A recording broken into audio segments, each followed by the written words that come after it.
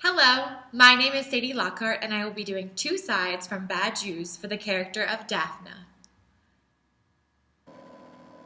Actually, you haven't always been in Delaware. The only people who've always been in Delaware are the indigenous Delawareans, and even they didn't start there. Even they had to cross over the Bering Strait land bridge during the last ice age. But if you looked around Delaware, if you actually opened your eyes and looked, you probably wouldn't see too many of them, right? And why is that? Why is that? Well, I'll tell you why that is, and the reason why that is, and the reason why families like the one you come from can even live in Delaware is because all of the native peoples were slaughtered. So that people who look like you and pray like you and reproduce like you could grow up in peaceful suburban housing developments with bookcases full of the King James Bible and the Nicholas Sparks novels and Eat, Pray, Love, which is probably your favorite novel. But no, Howard Zinn, am I right or am I right? So, even if your family was always from Delaware, then the truth of the matter, which we must face, unfortunately, as hard as it may be, is that your family was more than likely major contributors, if not the leaders, of the most horrific genocide in all of American history, which means that you have the blood of genociders coursing through your veins right this very second. But, even if they did do that, they had to come from somewhere. So what I'm asking you is where did your family come from before they moved to Delaware to perpetuate genocide? Don't act like you don't know exactly what I'm... Jonah knows what I'm talking about.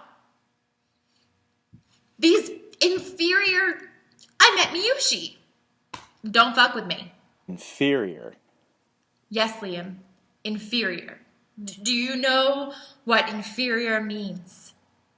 I met Miyushi. Daphna. Oh, I'm not even.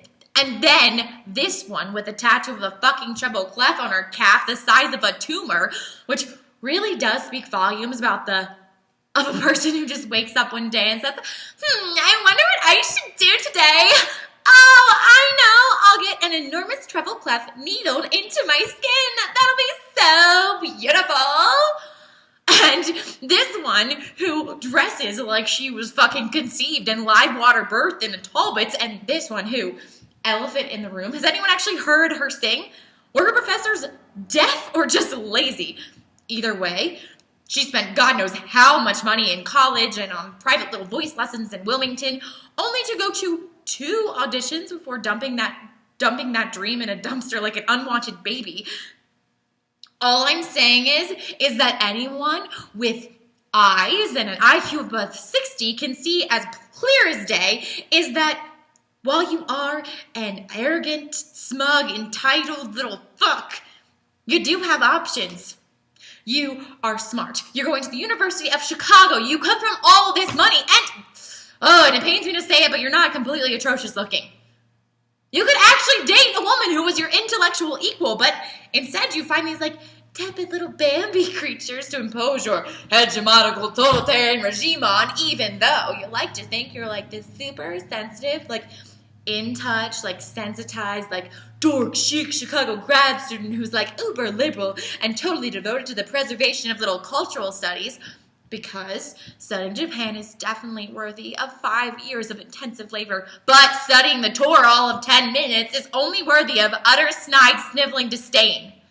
If you found yourself in the middle of a rain dance, you would be so respectful, trying to do every movement perfectly to honor every Native American that ever was, ever.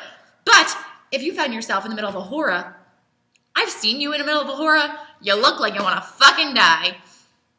If anyone asks you your religion, you proudly state, I am an atheist.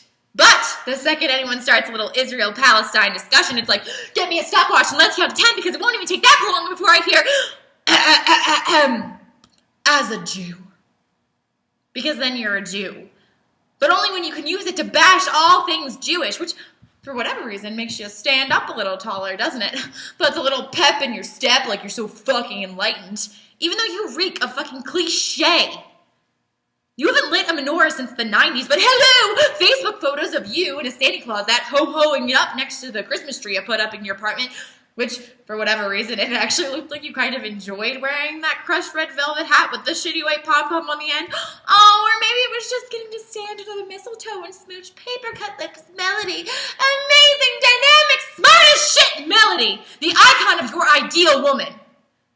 Because we both know that a woman who's actually trying to make something of her life and of her intellect is worthy of your harshest criticism.